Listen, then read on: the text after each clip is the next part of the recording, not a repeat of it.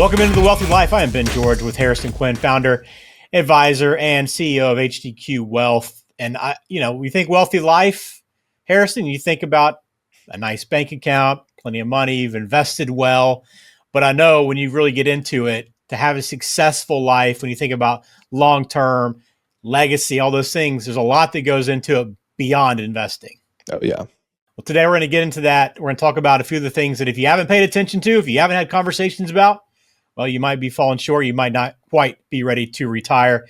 We'll do this with Harrison again. If you have questions, want to set up a time to meet with him, discuss these things. If you haven't and you want to have these conversations, hdqwealth.com. All right, first one, lifestyle. I think this is a big one. Obviously, if you haven't talked about your lifestyle, what you want it to look after you finish working, and you don't know what you're going to spend, you don't know what those days are going to be filled up with, it's kind of hard to plan, isn't it? Yeah, absolutely. And one of the funniest things is the thought that once we inch near retirement, or once we hit that, stop working, I'm going to start spending mode, almost everyone thinks that we're going to spend way less. And I know the old school approach of 60%, 80% of expenses, that's what we can kind of plan for retirement.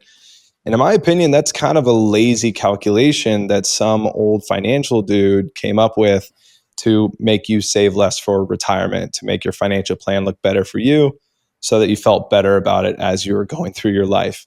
And to me, that's not optimizing for a wealthy life.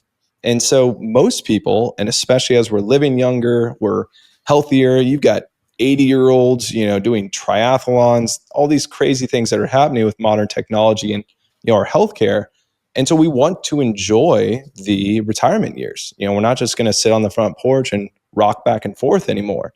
So that takes more money, not only more years in retirement to fund, but more money to do the things and spend them with your family, with your grandkids, with your spouse as you travel across the world. So we're not just cutting expenses and, the fallacy that we're going to buy our house and 30 years later, we're going to pay off that mortgage and then we'll sail into the sunset.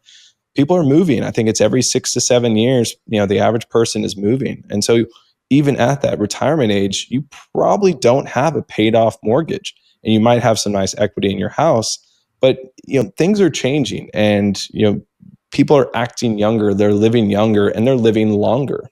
Yeah, and you have to be able to prepare for that. And the lifestyle is a big part of that conversation, to have a thought about what that's going to look like so that you can start kind of planning for what that's going to cost you. What about Social Security? Again, not everybody thinks about the different strategies to go into, not just, when to claim, but the tax strategies involved. But again, when you talk about that word optimization, this is kind of falls in that category, right? You really want to optimize these benefits and get the most out of what you put in. I would say that the conversation continues to get more challenging, right? The biggest one is, will it be there when I start to claim it? Or, if you're at that age, should I claim it right now? And everyone's favorite response is, it completely depends, right? And I think that the most important part is, if you need it, claim it, right? If you're, in retirement and you're kind of waiting for this, bigger check to come in to delay one more year. But if you need it right now, claim it. I think that's a pretty important piece. But there's a lot of optimization around it. And again, we don't largely, when we're forecasting and we're making financial plans that are more than 10 years out, that's not a huge part of our financial plan. We look at that and say, hey, if we get this or a part of this, maybe that's our buffer for volatility, but this is not a large part of our financial plan for our clients. And it's a conservative approach, but it lets people know that their level of confidence in their personal financial plan has a lot higher chance of success than if you're relying on a third-party source, whether that is your government or not. It's a third-party source that is, not 100% reliable, and we don't exactly know what that's going to look like. So Social Security, another thing to kind of be talking about, having, strategies around, discussions about before you get to that point and just make a decision. You want to get it right. What about pensions? I don't know how many people you work with now that still have pensions. If you still have one, fortunate enough to have it, bless you, because it's, they're going away quite a bit across the board. But there are some decisions around that. If you haven't had those, that when you get to the point where maybe, hey, you have a lump sum buyout option potentially, there's some things to think through there with your pension, should you be getting one. Yeah, and it's not always so clear. I mean, you want to obviously understand all the parameters before you make that informed decision, hopefully. And if you're lucky enough to consult with a financial professional, they'd be more than happy to run those calculations and understand what those benefits can look like. But it really becomes another bucket, in your financial plan. And whether you choose to annuitize it or you choose to have it as a lump sum, completely depends. And you really want to understand where your assets are. So from an asset location standpoint, are these taxable? Are these qualified? These are the benefits from this bucket to pull at this point in time. And so that the rest of your portfolio and the rest of your holdings are going to have a large impact on what you do with that potential pension. And like you said, if you're lucky enough to have something like that, because in this day and age, those are just not all of that common. And especially for, new and, younger people into the workforce, those are, I mean, very few and far between. Yeah, I'll circle back to another thing that you pointed out earlier. When you talk about non-investment decisions that could really make or break retirement, you look at the home, right? The biggest asset, maybe multiple assets for some people. But when you get to it, you talked about, hey, it used to be you pay off your mortgage, you're in your home, you run a ride from the sunset. But now you're talking about downsizing. Many people talk about relocating, vacation homes, potentially rental income. There's a lot that goes into the home in that discussion in retirement that could really have a huge impact on what you're doing. Yeah, and most of my family works in real estate, and my background is in real estate, and so I have all the love in the world for real estate. But the thought that your personal home is this amazing asset is not only a little far from the truth, but also as you age, it becomes this illiquid asset that becomes sometimes difficult to access, especially if that does become part of your portfolio. And so as you age, from the cost of maintenance and cost of upkeep of the home, and as we've seen, even people getting priced out of certain neighborhoods because of taxes and home insurance in different states that are really getting pressured, like Florida and California. But understanding what that looks like and how to move responsibly when you're entering the retirement, because most people, they want to snowbird and either get a second place or move completely to somewhere like a Florida or an Arizona, and understanding the full impacts of liquidating that asset that you have had for that amount of time and what to responsibly do with that cash. And it's not that all debt is not bad. I tell people all the time, I go, mismanaged debt is bad. Managed debt is okay. Managed debt has created billions of dollars of market value in the public stock market, but mismanaged debt can take you down, and it also can do that at the end of your life and through retirement. And so if you start tacking on these adjustable rate mortgages for your second home in retirement, you start playing with fire, right? And you start not fully understanding what your retirement can look like because you're adding all these new variables.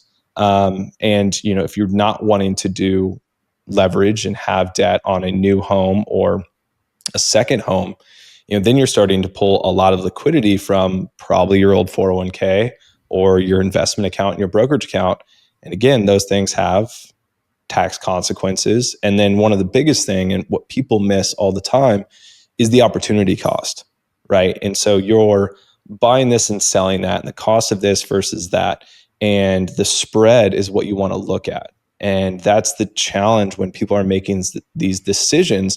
It becomes very one-sided. I'm going to sell these stocks and pay the tax and then buy this home, and I'm going to have it for the next 10 years. Whereas maybe renting is better because you're going to see this appreciation and you're early in your retirement. You still want to lean on that appreciated growth in something that's more liquid like the stock market.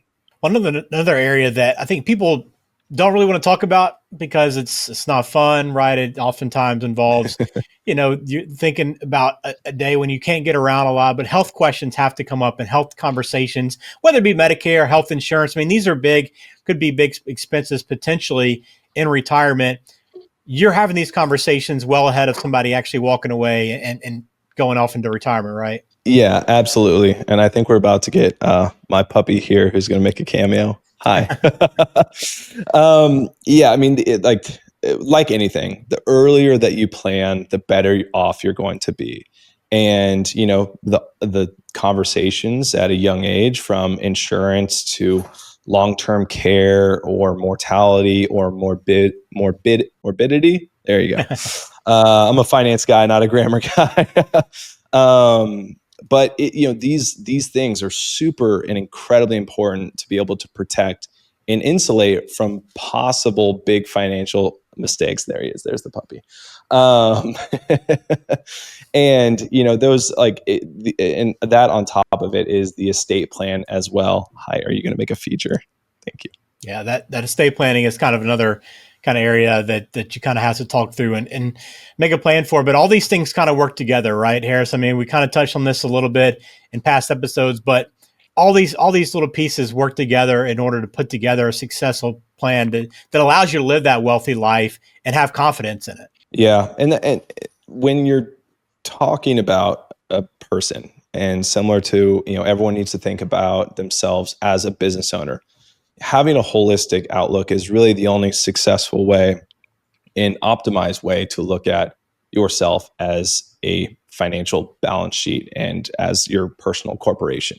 Because if you're not linking all the things together and taking into consideration your investments, your estate, tax consequences, your insurance, your legacy planning, you really have kind of a disjointed plan, and that is not operating efficiently and is not optimized for the paramount success. And the reality is, we spend a lot of time trying to build portfolios that seek this type of return or mitigate taxes through these creative structures.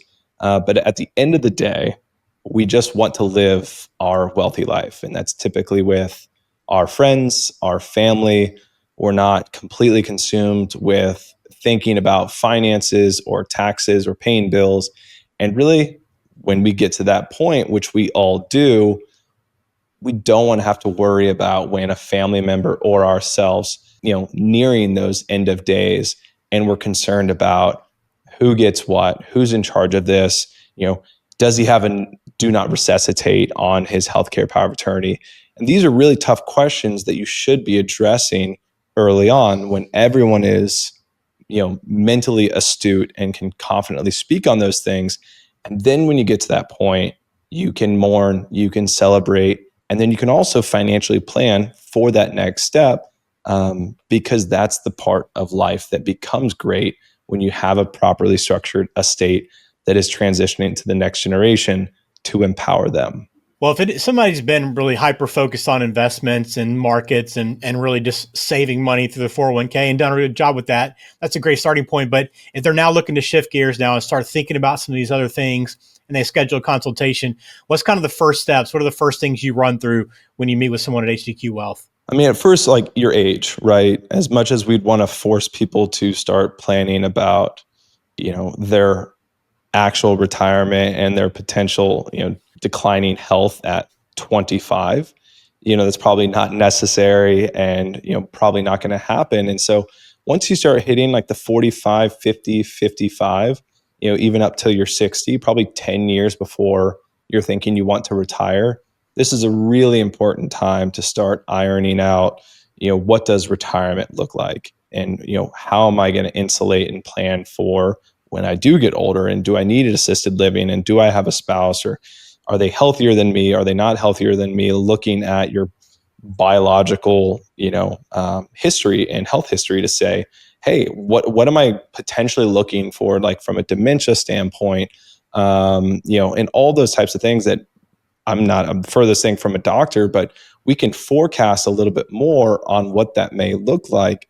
And I think at that kind of key age, really 45, 50, 55, start thinking about those ideas, talking to your planner or talking to a financial professional, and making sure that you have those items kind of checked off, or you're beginning to have those conversations.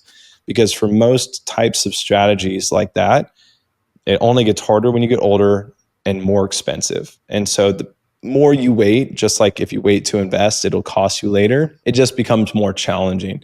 And so if you can have those things concrete and get ready for the next stage of life, that will yield a much happier and wealthier life. And if you're looking at your next generation, and we work with a lot of multi-generational individuals and families, so grandparents, parents, now adult children, and they, asking those tough questions, right? Do you have this thing in place? Talking to your grandparent and saying, hey, is your estate collected? Do you have life insurance? Do wherever? Because then you start going through the files, upon their passing, and no one really knows where things are. And there's a lot of efficient and effective ways where you can organize all those documents, put them in one place so that when somebody gets sick or when someone passes on, there's a point person for it, and the right person to call, and everything's, sealed nicely with a bow on top. Well, you can get a link to schedule a consultation in the show description of this episode. But remember, look, if you've been focused on investments, it's time to widen that lens a little bit, right? Ask the hard questions and start planning for the things in life that maybe are unexpected. So again, if you want to begin that process, we'd encourage you to reach out. Also, please subscribe to the channel if you haven't done that as well. We'd appreciate that support. Leave a comment for Harrison if you got anything on your mind. But look forward to talking again on the next video. All right. Thank you.